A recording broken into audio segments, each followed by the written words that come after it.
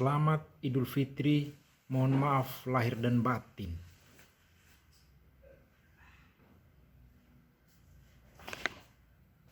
Mari kita jadikan Lebaran ini adalah lebaran kemartiran.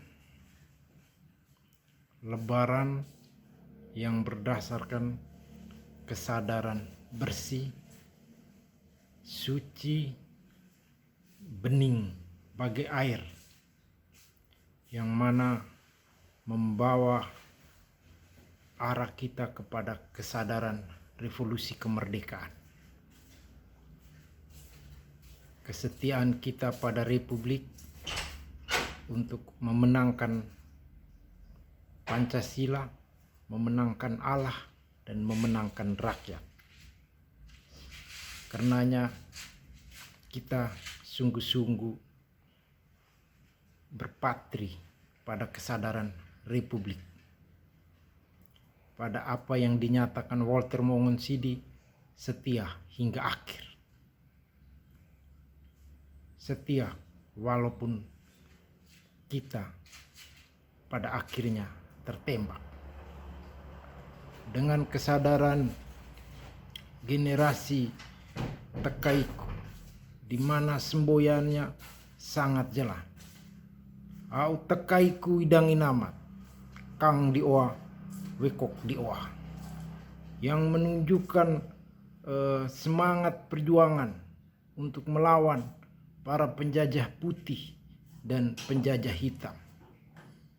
Kaum kolaborator asing yang hendak membiarkan diri kita terus dijajah. Kita jangan sampai terjebak dan terdistorsi seperti negara Iran, negara teokrasi yang berdasarkan Islam kemudian bergerak jatuh kepada Islam komunis, yang mana dengan basis intelektual yang tinggi mereka berani membunuh rakyat hingga ribuan orang dan mengeksploitasi kebencian mereka kepada Israel dan hendak menghapus Israel dari muka bumi, yang merusak Islam untuk menjadi agama yang rahmat alami. Karenanya kesadaran revolusi perlu kita bangun untuk membangun kemanusiaan yang adil dan beradab. Dengan lebaran ini, seperti sebelumnya, saya mengajak teman-teman Kristen Nasrani, baik Katolik dan Protestan, dalam semangat Natal kemarin dengan Natal Jihad.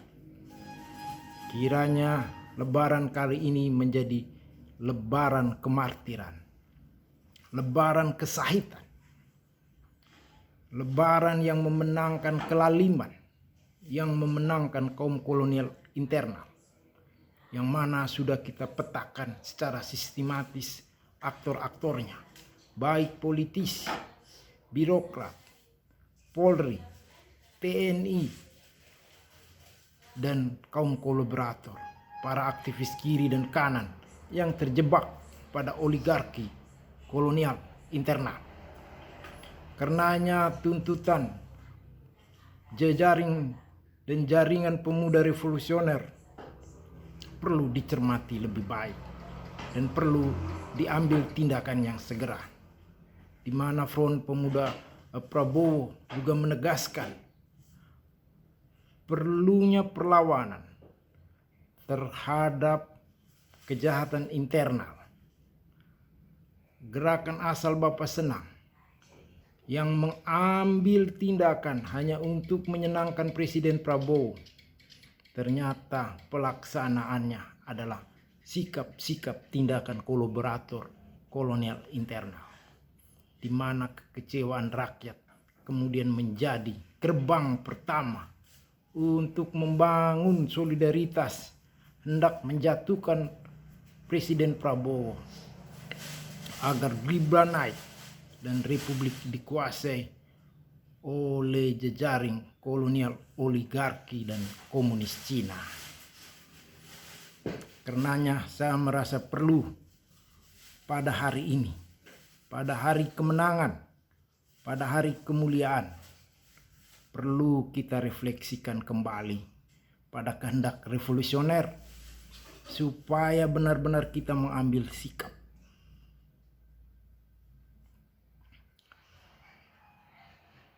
Sikap yang keras, terutama sekali kepada jejaring kolonial kepolisian yang membentuk mafia kolonial internal, yang berkolaborator kepada kaum penjudi, kaum penjual orang, perempuan, dan anak, dan pelacuran, kaum jejaring mafia narkoba, kaum penjual barang ilegal, yang mana sudah sangat jelas terbaca, kaum yang menindas pengusaha menengah dan bawah untuk melancarkan kejahatan oligarki, sehingga suka tidak suka negara akan bubar. Bubarnya republik ini tentunya sangat mudah, karena Majapahit yang besar saja mudah dihancurkan oleh jejaring kerajaan Cina yang kemudian membentuk genealogi hingga pada akhirnya menghancurkan kita, menjatuhkan kita lewat kaum komunis Soekarno yang memanfaatkan Pancasila sebagai selubung kejahatan. Ia sebagai Islam komunis sekarang sudah sangat jelas menghancurkan keteladanan iman, ketokohan iman, terutama para pendidik, para pemuka agama yang membuat rakyat tidak berpegang teguh pada nilai-nilai iman dan nilai-nilai ideologi. Karenanya sekali lagi pada momen ini saya meminta teman-teman untuk tetap merapatkan barisan, membangun simpul-simpul, membuat sel-sel baru untuk mulai menyerang. Serangan sudah kita identifikasi.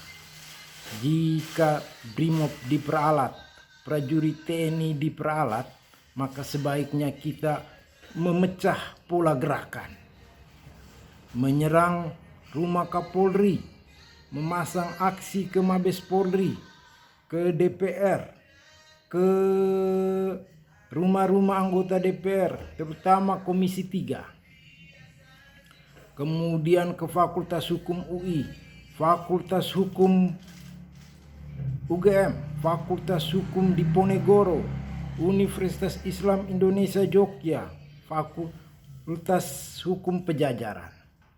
Karena mereka ini adalah jejaring mafia hukum yang sadar akan hukum tapi tak mampu merevolusi hukum. Mereka membiarkan reformasi hukum terdegradasi dalam kepentingan-kepentingan kelompok dan intelektual yang sesungguhnya hanyalah pemain hukum. Oleh karena itu, marilah kita bahu-membahu, ya, mengarahkan segala kekuatan, menyerang rumah-rumah para jenderal yang sesungguhnya oknum pengkhianat internal. Apa yang dikatakan Soekarno, berilah aku 10 pemuda akan mengguncang dunia, ternyata omong kosong. Karena pemuda sudah begitu banyak dan ribuannya sudah begitu mengakar, mengeksploitasi marhe.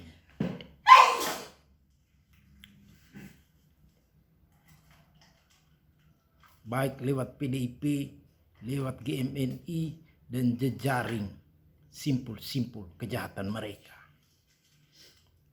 Sekarang kita hanya berada pada subuh kemerdekaan bersama Presiden Prabowo. Kita hendaknya dengan semangat lebaran, dan semangat lebaran menjadi semangat kemartiran kita, marilah kita menyatukan diri untuk membuat gerakan yang lebih besar. Karena pengkhianat sesungguhnya begitu dekat dan ada di antara kita. Kita bicara revolusi kepolisian, ketika kita bicara revolusi hukum, kita bicara perempuan dan nilai-nilai kebangsaan, ternyata tidak ada tindakan tegas. Malah ada anak perempuan yang diperkosa dan bajunya hingga saat ini tidak ditemukan, sedangkan jarinya terpotong. Ia kemudian dibunuh, penuh misteri, di mana kepolisian tidak berdaya. Mereka seperti bagian dari kejahatan akan kekerasan dan pembunuhan. Oleh karena itu, para jenderal-jenderal polisi dan TNI yang bermasalah, yang berkhianat, yang membuat persatuan dan kemenunggalan antara TNI dan rakyat bermasalah, sebaiknya kita bertindak tegas atas mereka. Saya kira dengan semangat Lebaran ini, kembali lagi saya menyerukan dengan semangat kesucian yang kita bangun dan kita ada sekarang, tetap ada hingga kemartiran itu tiba. Selamat Idul Fitri, mohon maaf lahir dan batin.